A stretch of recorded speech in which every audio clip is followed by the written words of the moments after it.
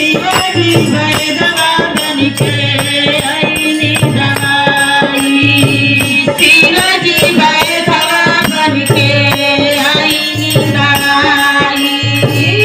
शिवाजी दवाई शिवाजी भैरवा बनके आईनी दवाई शिवाजी भैरवा बनके आईनी दवाई आईनी दवाई आईनी दवाई शिवाजी भैरवा बनके आईनी दवाई शिवाजी भैरवा बनके आईनी दवाई शिवाजी भैरवा बनके आईनी दवाई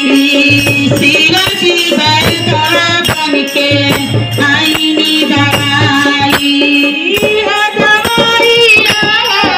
ब्रह्मा जी पियानी हो दवाई ब्रह्मा जी पियानी ब्रह्मा जी पियानी हो विष्णु जी पियानी ब्रह्मा जी पियानी हो विष्णु जी पियानी ब्रह्मा जी पियानी हो विष्णु जी पियानी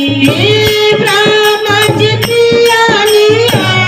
विष्णु जी पियानी विष्णु जी पियानी हो विष्णु जी पियानी विष्णु जी पियानी हो विष्णु जी पियानी लक्ष्मी मैया पियाली जटा जितिराई पिलाय सुगना रोगना समाई पिलाय सुगना रोगना सताई पिलाय सुगना रोगना समाई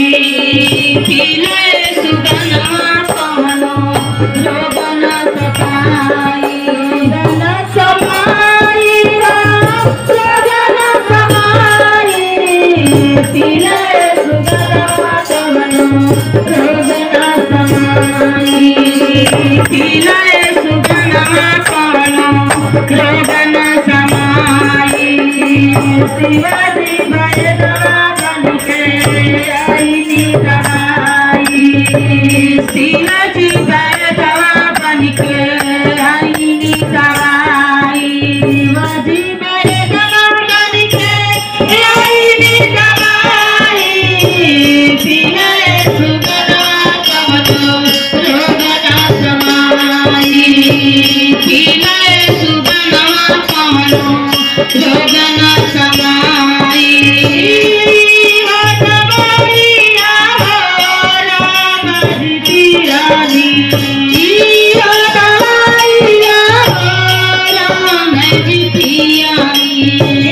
राम जी पियानी हो लक्ष्मण जी पियानी राम जी पियानी हो लक्ष्मण पियानी राम जी पियानी हो लक्ष्मण जी पियानी राम जी पियानी हो लक्ष्मण जी पियानी सीता मैया पियाली जटा छितराई पिलाय सुगना रोगना समाई पिलाय सुगना रोगना समाई पिलाय सुगना रोगना समाई पिलाय सुगना रोगना समाई रोगना समाई रोगना समाई पिलाय सुगना रोगना समाई रोगना समाई रोगना समाई